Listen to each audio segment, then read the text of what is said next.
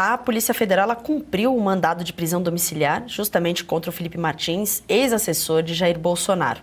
Essa ação determinada pelo ministro Alexandre de Moraes do Supremo ocorre após Felipe Martins ter sido condenado a 21 anos de prisão por tentativa de golpe de Estado.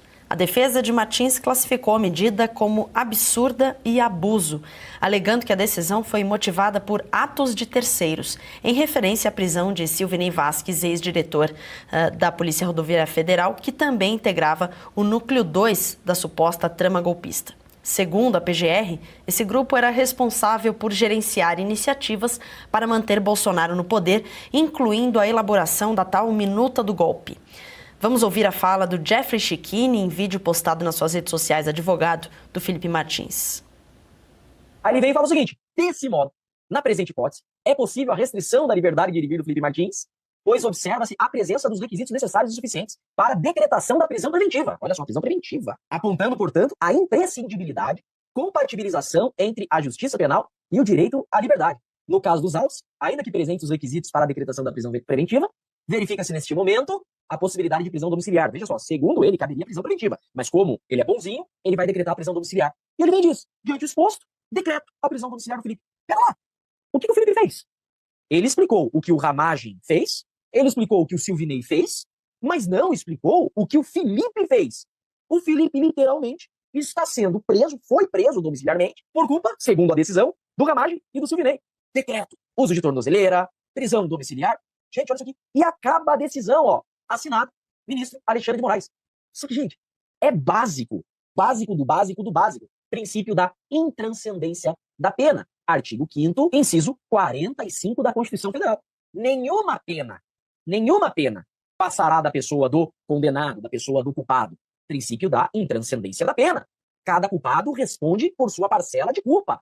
Então, veja, é uma decisão absurda. Eu não tenho medo de errar. Provavelmente é a primeira decisão como essa na história do Brasil. Nunca na história do Brasil alguém teve a prisão decretada por culpa de terceiros. Nunca. Eu desafio alguém a trazer uma decisão semelhante a essa. Berenice Leite, quero o seu comentário, avaliação sobre isso, não só também sobre a manifestação do Chikini, mas sobre essa decisão. A gente citou o Felipe Martins agora há pouco. É isso, né, Tawane já vinha falando em relação a decisões do ministro Alexandre de Moraes. O próprio advogado do Felipe Martins, Dr. Jeffrey Chikini, destaca muito bem quando desafia ali a trazer algum outro processo que não seja o 8 de janeiro, em que o ministro, um juiz, que seja Alexandre de Moraes ou outro, tenha se embasado em ações de terceiros para mandar prender uma pessoa, para endurecer ali esse regime de prisão. Vamos lembrar ainda que a tal minuta do golpe, né? A gente não tem até hoje essa minuta do golpe, o processo de 78 terabytes, e que o próprio advogado de Felipe Martins, que é um dos casos mais emblemáticos e absurdos, desde que foi decretada lá atrás a prisão preventiva dele, há uma suspeita de que isso foi feito no mesmo sentido, no mesmo intuito do que aconteceu com o Mauro Cid, já que ele era um assessor muito próximo do ex-presidente Jair Bolsonaro e poderia ali trazer algum tipo de delação que sustentasse esse processo inócuo, esse processo que é uma farsa. Reitero aqui, né, o próprio ex-presidente Jair Bolsonaro foi condenado por mensagens de celular de terceiros. Não há mensagens nem sequer ali pelo aplicativo do WhatsApp, onde o ex-presidente Jair Bolsonaro deixa claro que teria o intuito de aplicar, né, de não deixar entregar o poder. E ainda que se sustentasse algum tipo de tentativa de golpe, quem é que dá um golpe depois de entregar ali o comando das Forças Armadas, depois que o presidente sucessor, no caso Lula, já teria tomado posse? Então, assim, fica muito difícil, né? Somente com delações muito mal feitas, inclusive a do Mauro Cid, que mudou de versões por diversas vezes, mais de 10 depoimentos, e tudo foi passado ali com rolo compressor, como se nada aconteceu, né? Não, vamos do jeito que dá mesmo, vamos ignorando, né, as etapas do devido processo legal. São pessoas que sequer deveriam estar sendo julgadas em última instância, não têm o foro privilegiado, mas foram todos colocados no mesmo pacote. É uma tremenda injustiça isso que nós estamos vendo no nosso país. Nós estamos falando de presos políticos e de um regime de exceção que avança cada dia mais, né? Sem contar ainda, Tawane, um outro ponto muito importante, que foi a rapidez com que esses núcleos têm sido julgados, né? E aí chegando no trânsito em julgado. A gente viu até mesmo no núcleo 1, que seria o tal núcleo crucial no relatório da Polícia Federal, que também parece uma peça de ficção fictícia, né? Uma peça de ficção mesmo, eles fazendo tudo de forma muito célere, não respeitaram sequer o período ainda que a defesa de Bolsonaro e os demais réus tinham para apresentar os seus recursos, e agora mais uma decisão arbitrária por parte do ministro Moraes, que tira ali ainda a possibilidade de Felipe Martins estar com sua família, né? Então, a gente tem acompanhado tudo isso, claro, de forma com lupa mesmo, e aguardando que o Senado Federal, pelo menos a partir de uma nova composição em 2026, faça alguma coisa. Nós estamos aí na iminência de um ministro do Supremo, que inclusive é o relator, vítima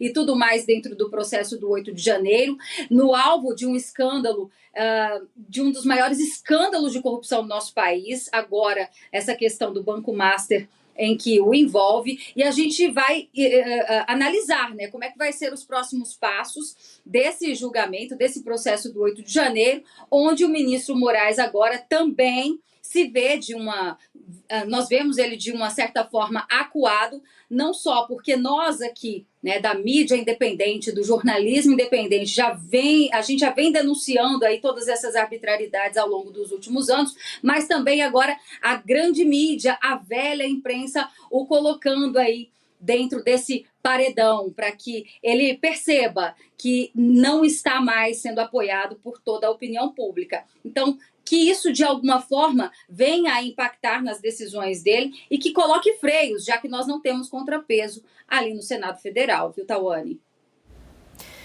Muitos pontos citados aqui pela Berenice Leite. Doutora Kátia, eu queria citar alguns. Um deles, ela disse que a defesa não teve tempo para se manifestar. A gente viu para analisar todos aqueles processos, entre outras situações que geraram muita discussão, muita polêmica por parte da postura do Supremo.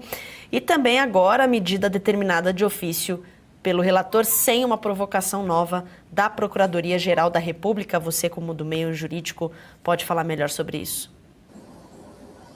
Tawane, as defesas não tiveram tempo, é o chamado document dump, né, que foi a Procuradoria, colocou vários terabytes de documentos, né, aos quais as defesas mal tiveram acesso, não conseguiram elaborar toda a sua defesa técnica, em sua extensão, né, em sua amplitude, que é garantida pela nossa Constituição, né? Lembrando que a garantia à ampla defesa é constitucional, não pode ser derrubada por nenhuma figura togada, muito menos por um ministro do Supremo Tribunal Federal, que deveria zelar por essas garantias. Essas pessoas foram julgadas por togados incompetentes, por pelo menos 3 togados manifestamente impedidos para participarem daquelas sessões, quais sejam o próprio Alexandre de Moraes, Flávio Dino e Cristiano Zanin, por razões óbvias, já mais que discutidas.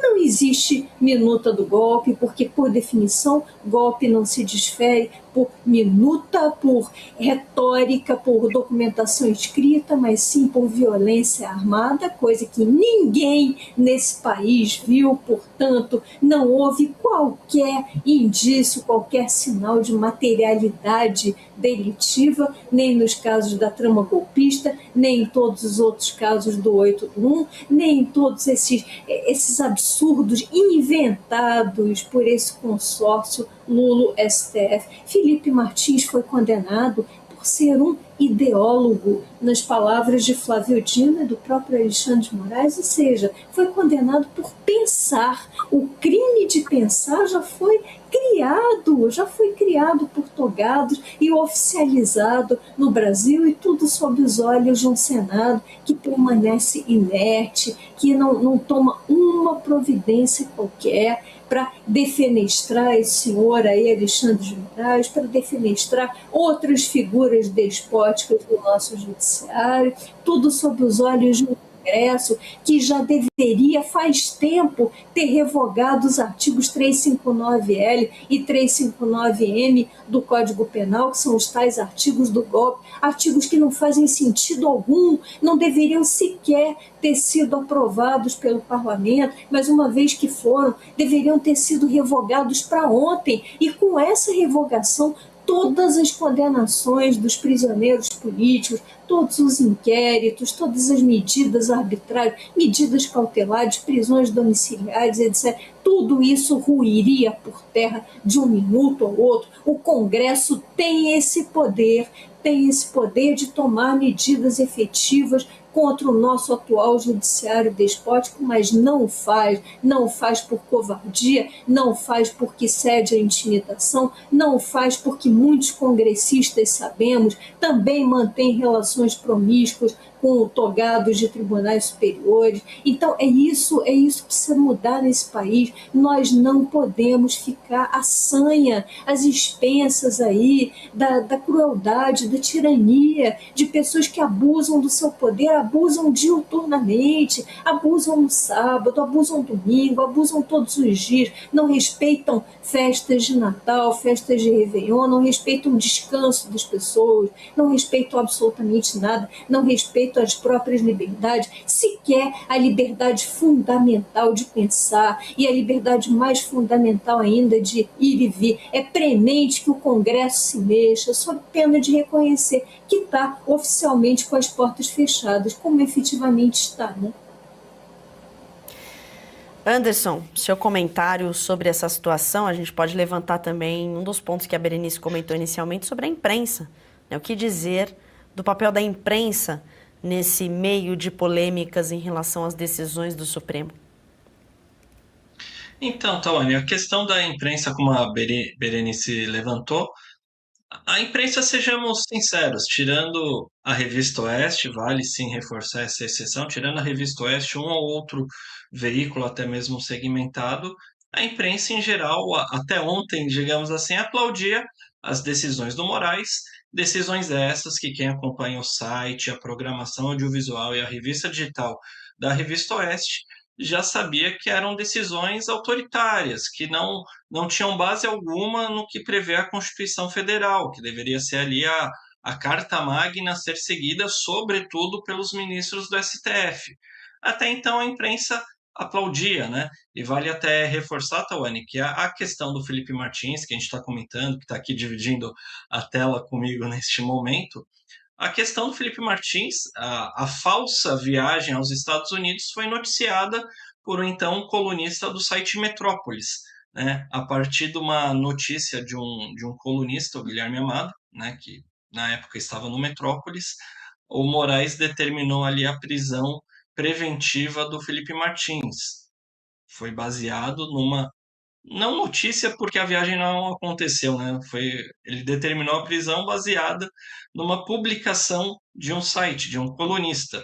Meses depois foi comprovado que essa viagem, essa fuga do Felipe Martins aos Estados Unidos não aconteceu.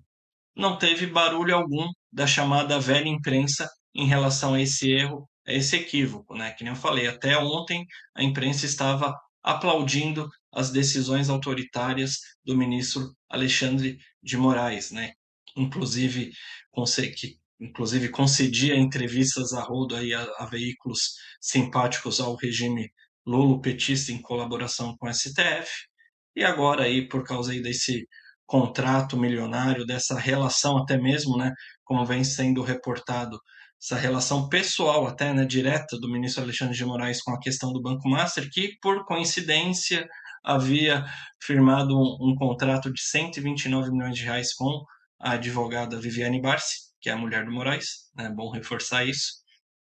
e a partir de agora, né, somente agora, e ainda assim de forma tímida, né, convenhamos, parte da imprensa, né, como a colunista Malu Gaspar do jornal O Globo, tem mostrado ali decisões, digamos, estranhas de Moraes, né, mas ainda tem gente que fala que o Moraes não agiu de forma alguma para tentar interceder ali em favor do Banco Master, né? Tem, digamos, os assessores de imprensa que ocupam cargos em veículos, em portais, né, como o UOL, né, que o diga Daniela Lima, continuam aí inativa, né? Mas pelo menos agora espero que a imprensa, para além da Revista Oeste, espero que essa velha imprensa tenha acordado sobre os desmandos, essas decisões que demonstram abuso de poder por parte do ministro Alexandre de Moraes, Tawane.